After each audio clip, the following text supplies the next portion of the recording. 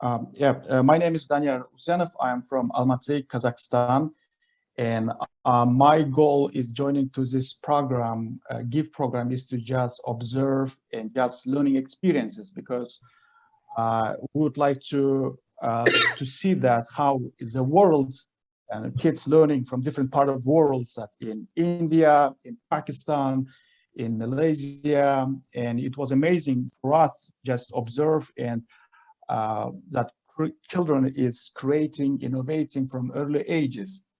And I'm an entrepreneur. I created several small business in Kazakhstan and in tourism, in guest houses and tutoring company. And after working for 15 years, and I decided to make my own contribution for my country, teaching entrepreneurship for school children. And I start to teach entrepreneurship education, entrepreneurship children since January, and I'm working with as a volunteer, working with school children who studied 10, 11, 12 grades. And my goal is teaching them about how small enterprise work in Kazakhstan and other world, for example. And because after the gaining independence, Kazakhstan hasn't been introduced entrepreneurship education, and we still have a Soviet model education system. Yeah. And so we have to innovate. It means in the 21st century, we have been facing with global challenges like a lot of poverty in the region and climate change, technological changes, coronaviruses, and as a result that a lot of people are losing jobs. So we are here to teach the children from the early age to be creative, to be innovate, learn more about science and technology, and to create job for ourselves. And I've been just researching that how children learning entrepreneurship in Israel and in the United States, European Union. Now I see that in Africa, Malaysia, in Pakistan, in different part of the world, kids are doing an amazing job. And in Kazakhstan, it's very important. I think this kind of program and a networking community and entrepreneurship education is very important for now because we will have a lot of challenges in this century, like and that's why entrepreneurship educations give more practical skills. One thing that in our education system, for example, children, especially students, young people, we have a lot of demographic. Uh, uh, I mean, population is increasing in Central Asia as well as in the world. So we have a lot of young generation working force, and we have a lot of institutions. But after the finishing school, after the graduating university, a lot of young people not able to find a job. That's why my goal that is to create school where young generation will able to learn entrepreneurship skills, innovation, and innovate to create jobs themselves to be more competitive. And that's my goal. Excellent, And Danyar. I mean, well done on your thoughts and everything. So the stage is yours to present your thing so that later on we will discuss, and I'll definitely talk about the thoughts that you have presented. But first, just share your screen and whatever you wish to share with us, the presentation that you have got, so that we can just stick on time. Julie is observing us somewhere, even in sleep. Yeah, but today I just learned that a lot of, for example, children is making presentation. That's amazing. That maybe my future students, that I will encourage them that they also do same thing and do what they created. Maybe they will show their small company, small business, how they created, how many jobs they created, and that's it. In generally, and that's a thing that, and it's just was just my goal is again that that's learning experiences. And thank you very much, guys. You are doing a great job, and because you are bringing more community, building the community that where people can share their experiences, ideas, and learn from each other. In Kazakhstan, all the Kazakh students, maybe also we will also try to join this community, sharing our experiences and ideas and our some achievements. We will be happy to invite them. Mhm. Yes, yes, it would be nice. Daniyar, just out of curiosity, I think sometime back I did have a chance to send a message to the Kazakhstan's Ministry of Science, Technology, and Entrepreneurship or something. I don't know whether entrepreneurship was part of that. I did send them a message to share with them as to how we could help Kazakhstan in its Mhm. journey and how we could bring in a lot of this kind of programs which can help Kazakh students and as well as the Kazakh industry in matching up with the global standards and how we can take them. I'm yet to get a response to that. I've still not got any response to that. Maybe probably the people who in the ministry don't speak much English or my mail has gone somewhere. I have no idea about it. But Mhm. definitely, yes, it's a challenging thing because the Soviet era economy will not work. It's gone. Yes. It's not the Mhm. way things would really work. And and the new generation needs to cope up on so many different levels. One is on Mhm. the technology front. Second is understanding global business. Given the current situation that's happening between Russia and Ukraine, I believe Mhm. this situation would also have an impact on the economy of Kazakhstan Mhm. and neighboring Central Asian republics. And apart from that, how can student think innovatively? Innovation, entrepreneurship has to go hand in glove because only with both these things coming together, things would really go up to a different level.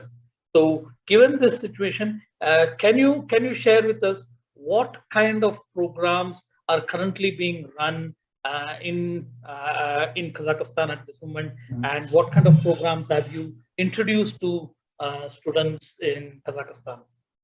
And before the pandemic and second president, new elected president, he introduced entrepreneurship education in high school, but still I myself living here, I couldn't find reports, research publications, and I told students, school children that do you have a, for example, entrepreneurship education in high school, but I got responded that they don't. I know that they don't have a educational program, but maybe in the formal that government has a policy to implement this project. But that's why I decided to, as a private sector, to teach and start innovate because government can have a policy, it can be bureaucracy, it can move very slowly. And the second thing that I'm been start to research this area and to give some recommendation to the government. For example, maybe they have some lack of professionals. Maybe I don't know. Yeah. If they have a, for example, program, why not they are implementing up to now, right? But and we have. I've been researching, for example, what kind of competency should have to, for example, teachers to teach entrepreneurship. If, for example, we have a public schools, right? And what's the role of government, what they are doing. And I've been researching, but I think I've been, if since I launched this project, and I will also interact with this government, helping them what kind of qualification should have a teachers. For example, if teachers never run for business, will able to they teach small enterprises because they don't have any experiences. So I'm thinking that my school my school will have a two goals. First is teaching the children. Second goal is to educate teachers, helping them, training them, teaching methodologies. Second thing is providing materials and spreading because we have to build a community in Kazakhstan to spread entrepreneurship culture because I am not alone to be succeed. I need to communicate with global community, government, NGOs here to work together.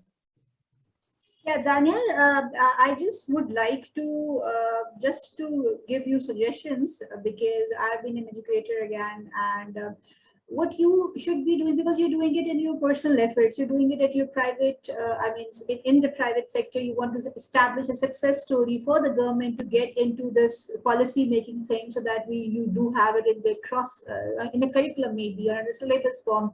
across your country. So to begin this, I would strongly suggest that you take a group of people, I mean, a group of ages maybe. You can either have it in early year or primary section or the secondary one, because since you're doing it independently at the moment. So I would suggest you to just choose an age group to work with, because ultimately this entrepreneurship, when you talk about entrepreneurship education, we must understand that they have certain elements that you have to break down. I mean, you have to have those elements ready before you step into letting students know what it is and how it is, because it's very easy to just go and, I mean, lecture on something, but it really requires the ingredients to be completed. It really requires the spirit to be, I mean, there, when you talk about the real motto of it, real kind of thing to be getting out of it. So choose an age group that you wish to start with, primary or secondary or maybe the higher school, whatever it is. And after that, set up a kind of a curriculum or design a kind of a, I would say, curriculum where, what do you want? I mean, you should have a very, very clearly vision, mission, tagline, caption, and you kind of thought and feeling, what do you, big picture. I mean, being a teacher, we all know that we make lesson plans, and in every lesson plan, we do have a learning objective. So you should be having a very clear objective of what you are doing and going to be doing for those students. And then definitely, if you wish to have it a program of, you can have it a summer break program, you can have it as a kind of a winter break program, or maybe the programs within the kind of a, as you can say, what do we call them, the programs that we take after school? I just completely forget the word. So the clubs kind of a thing. Yeah. So you can have it as clubs in the school, or then later on, if you really, I mean, or you can just collaborate with a few schools, private schools who are interested, and you can run a specific, I mean, period maybe, or you can have it like kind of a once in a week or twice in a week, so kind of a thing. So you can go there as a visiting faculty, and you can just design a program out of it. So this is how you will be able to begin. So you have to have these things ready, where you should be having your vision, mission, and then definitely a bit of a curriculum, what you want to do, and collaboration with a few private schools, or maybe starting it as a club, or probably a break, or winter break, or summer break, or spring break activity that would help you take steps practically. What about that? Yeah, of course. Thank you. Yeah, I think that I will go in same way, because in the summer camp. So right now I will work as a volunteer teaching entrepreneurship courses to young people in the summer vacation. And as a volunteer, I've been teaching online, and I've been preparing syllabus for young generation, for students, and at the same time, and I think I will create online websites, so students can learn offline and online, and I will able to share my experiences with teachers. I mean, teachers will be, I think I will invite it from private sector, basically, because they know that what it means working with the customers, what it means to create team, what it means, for example, for working with a bank, finance. And so we have to teach more practical skills to young people, because we will give more, I mean, pictures. That's why I aim to, in this website, that I will work on the future, that students, first of all, can get skills. Second thing, that they can get internship program if they want to get from private sector. And third, we can arrange visiting these companies, organize visiting children. They can go to these enterprises, can see how manufacturers work, how companies work. And also, maybe we will also arrange mentoring program with private sector for school children. And there's that's one thing, Daniyar, sorry. Yeah, okay. Daniyar, what we are required to do normally is that with basically what experience that we have seen here, even with the startups, when people come for mentoring and everybody, it's better to get people from the business, because practically when somebody talks about a story, the students get attracted and their mind actually works. It doesn't matter even if the entrepreneur has failed. Failure is also part of that entire process. Failure is also part of the entire entrepreneurship journey. It's not only success every time. So they should know that entrepreneurship is high risk. It involves success and failure both. It is not success every time. And second thing is that what you can also do in this kind of program is that everybody who is part of the program, they have to get that into their mindset. One is they have to work collaboratively, because collaboration is the only way things can go forward. In an entrepreneurship journey, there would be some people who are innovators, that is product developers, but not good with business. Second section would be very good with business, but has zero idea of any product development. They would be completely zero. So you need to get these kind of groups together and ask them to work collaboratively. And the third thing that you should always ask these people who are trying to become entrepreneurs is, your entrepreneurship journey should first benefit the society that you are living in. If it is not translating into any benefit for the local community, you are failing. Don't talk national, don't talk international. Let's talk Almaty. What is it that it is doing for Almaty at this moment? Then let's talk all of Kazakhstan. Then let's talk the other Central Asian Republic. So when you take them to these different journeys, it would be of help to them and it would scale up their thought processes. Thank you. Thank you. So It's last thing that is this entrepreneurship. Even students will not able to create small business. They can learn and they can be useful for working as employees in the private sector. That's very important. Thank you. So, more than employees, try to get the businessmen. Sorry. Okay. Thank you. No worries at all. I just wanted to inquire him if he has some questions that we can help him answering. And we are looking for our next presenter meanwhile. So okay, thank you. Joins us. So if you have certain questions, do raise those. So please. I will be in touch in online and I will just today observe and thank you. There's one thing that I would like, because from your reference specifically, it will not be actually helping the people of Kazakhstan, but actually Kazakhstan. Kazakhstan definitely, but across globe, whoever in whatever country, in whatever part of the world would love to actually begin with the entrepreneurship education for your kids. So this little segment would help them. So there's one thing that I would like to, because I am an entrepreneur maybe, and I've been doing it since I was a child.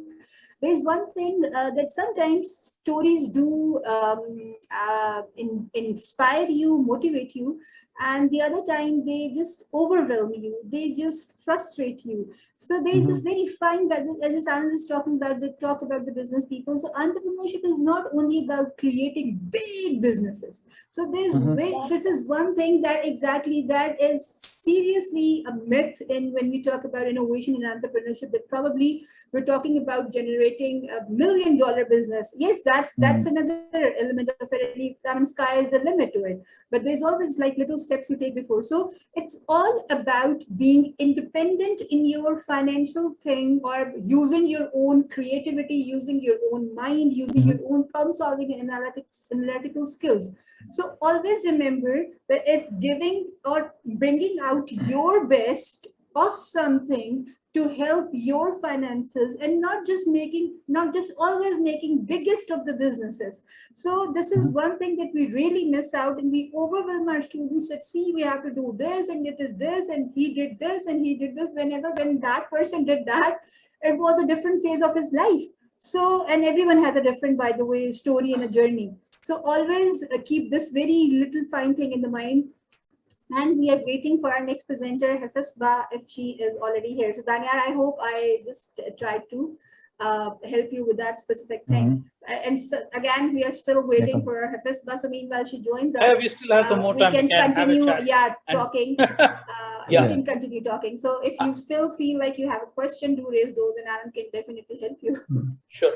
I think, Daniyar, you should also take those small businesses, so like the pilau, people who manufacture pilau, the breads. Those are the kind of people also. I have seen a lot of food shows of Kazakhstan, and have seen a lot of budding entrepreneurs by the street side, by the markets that is there, and who really do some fantastic innovation with the kind of breads they prepare. And those are the kind of people also who we should actually take the students to and make them see how these people have developed their journey. Some of the shops that I have seen in the food shows of Kazakhstan are about 100 years old. They have been making the kind of bread and the pilaus that they have been making. So those are again how for 100 years a business could sustain. What is it that has been the core success of it? They might be making only 2 or 3 items, but those 2 or 3 items, how they are doing it and how they have been able to run this business for so long. So those could be one of those things which could help these new entrepreneurs to understand and come up with ideas. And it should always be with the local ingredients. I mean, let them play with what is available in the local market. What are the local pain points? Try and address those pain points.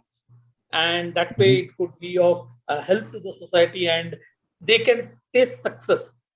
So there will be a lot of pain points within even the local economy of Kazakhstan, even with Almaty and other cities. There might be problems relating to deliveries, problems relating to how does medicine get delivered faster. So in India and Pakistan and all, we have so many different apps that are working on all these points.